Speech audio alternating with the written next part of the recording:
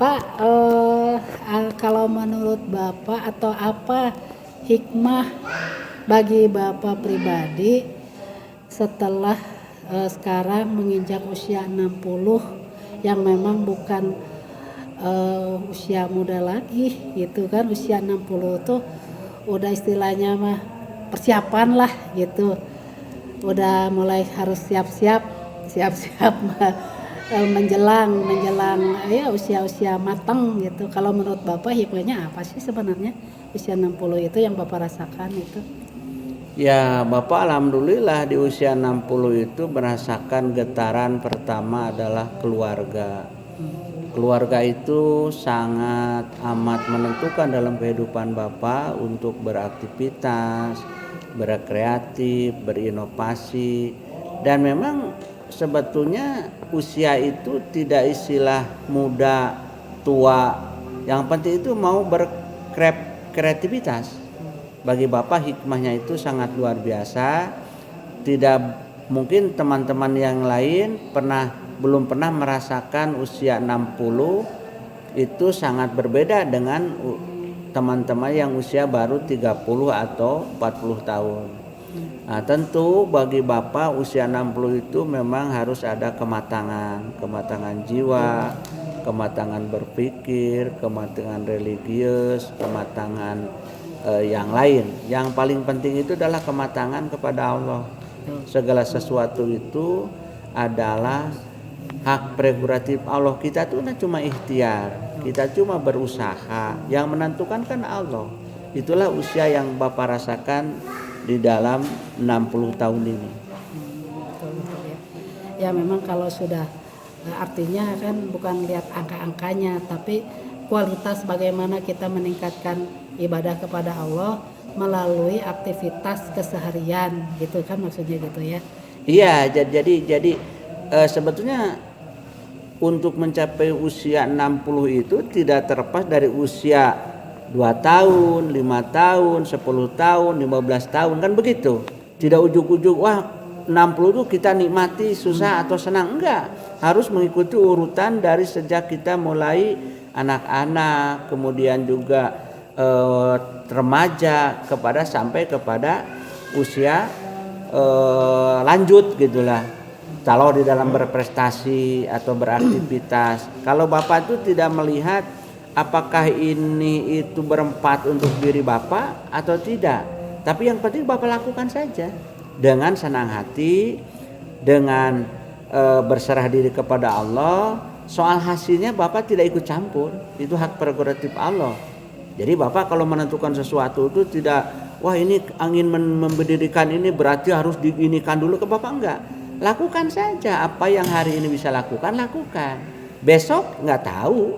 Yang penting hari ini selesaikan begitu. Kalau mungkin yang lain, bagaimana perencanaannya, bagaimana anggarannya, bagaimana persiapan. Kalau Bapak enggak, lakukan aja, jadi sempurnakan sambil berjalan begitu kira-kira. Nah terus apa ya kiat-kiat Bapak supaya bisa tetap semangat melakukan aktivitas keseharian yang memang itu sangat padat keseharian Bapak. Apa sih kiat-kiatnya kok bisa Bapak masih tetap semangat terus gitu, nggak ada lelah-lelahnya gitu, pantang menyerah? Apa sih kiat-kiatnya? Yang pertama, pekerjaan itu harus disukai sesuai suka hati ya. Jangan merasa beban, jangan merasa tegang, biasa aja, enjoy. Yang kedua itu segala sesuatunya adalah kepada Allah. Kalau semua urusan itu diserahkan diri kepada Allah, selesai masalah. Soal orang mau mengguncing, mau menghina, mau memuji, mau apapun gak usah dipikirin. Yang penting kita jalankan saja. Jadi usia-usia itu kita itu jangan terlalu berpikir yang wah ini kalau mengerjakan ini kita targetnya ini gitu. Nggak usah. Pada umumnya gitu. Ya, kita kerjakan saja. Dipikirkan apa sih nanti hasilnya apa ke depannya kalau saya melakukan ini. Kalau Bapak sepertinya enggak gitu. Oh enggak. Kalau Bapak itu begini, apa yang Bapak perbuat tidak harus selamanya Bapak menikmati. Begitu. Menikmatinya itu bukan secara materi, tetapi secara rohani gitu.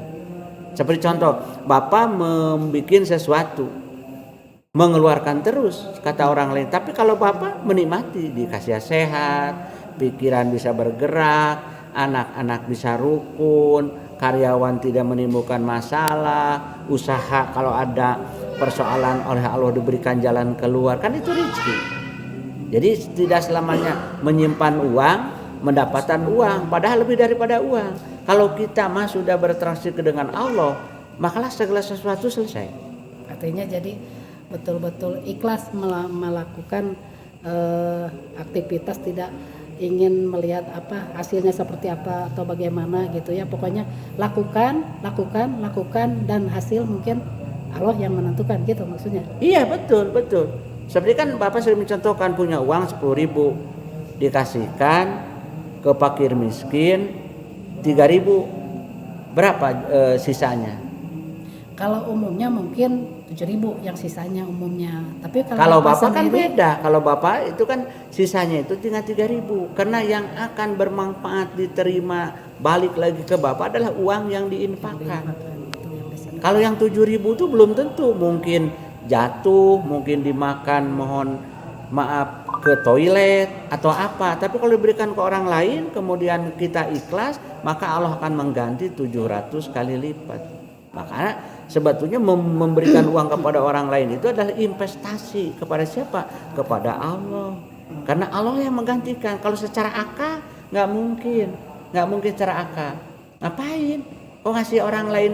Kok jadi hitung-hitungan itu matematis. Makanya serahkan yang kepunya langit kepada bumi, kepunya kita sendiri. Gitu, mah. Itu yang Bapak rasakan, yang sudah Bapak nikmati gitu ya. Betul-betul ada istilahnya pertolongan dari Allah itu memang dari situ maksudnya. Iya, betul. Apa yang Bapak lakukan ini kadang-kala Bapak sendiri tidak terpikir apa yang akan terjadi. Contoh umpamakan ada wakaf tanah yang selama ini kita terima kan dari Pak Haji Aceng Jarkasi 10.000 meter, kemudian dari Ibu Sopi hampir 10.000 meter, membuat ini kan biasa-biasa saja. Dan Bapak tidak memakai perencanaan yang muluk-muluk, memikirkan sesuatu yang hebat, enggak lah, apa adanya aja gitu. Jadi sekali lagi, kalau kita memang berniat ibadah itu kepada Allah, ibadah itu bukan hanya sholat saja, bukan hanya puasa, tapi melakukan pekerjaan dengan ikhlas, dengan senang, itu adalah berupa ibadah. Tapi bagaimana itu untuk memberikan pemahaman, pengertian kepada anak-anak dan keluarga itu bagaimana? Karena biasanya itu sangat sulit kalau dikasih pemahaman seperti itu, karena rata-rata pada umumnya kalau mau ada melakukan sesuatu, ada untuk ruginya atau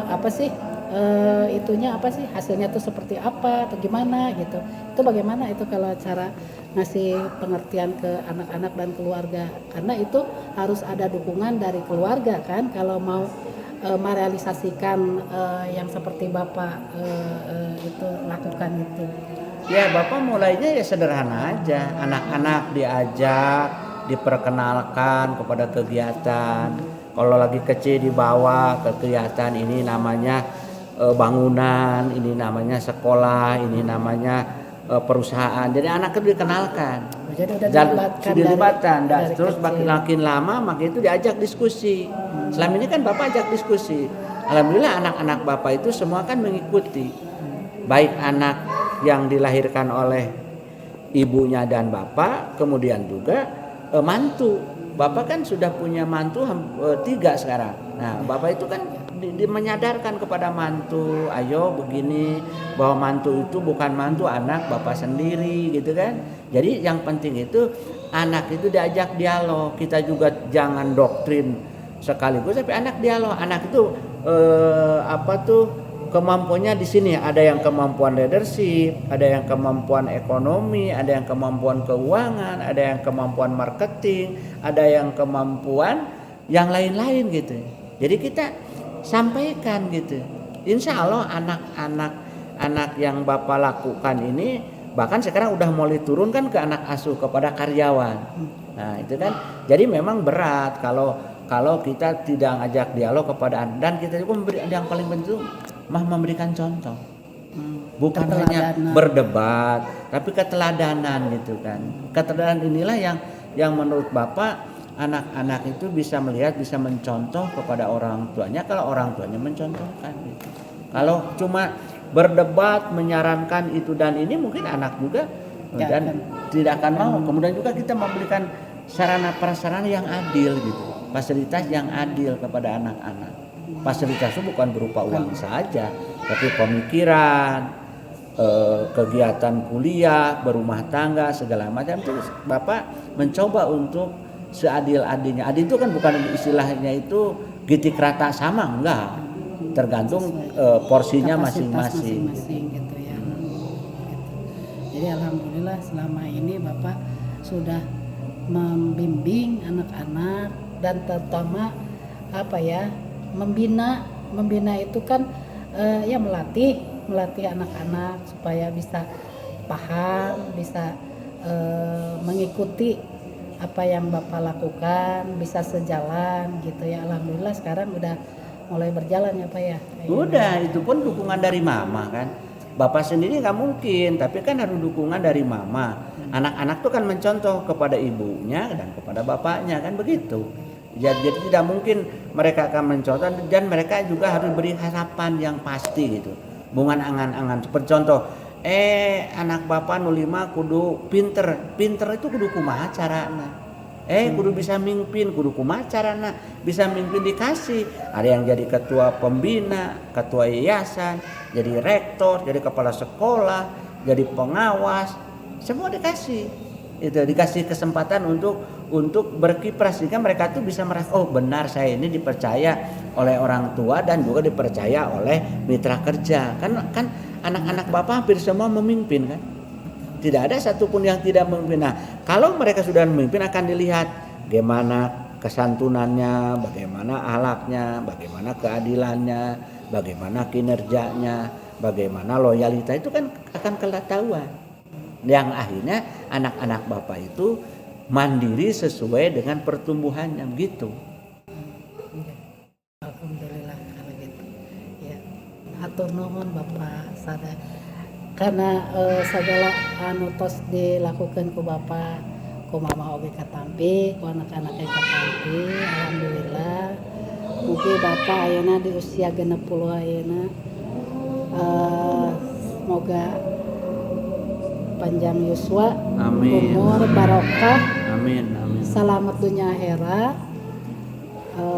sareng lancar dalam segala urusan, dijabah sama Allah. Amin. Sehat semuanya ya Pak ya. Amin. Selamat ya Pak ya. Ya, mohon.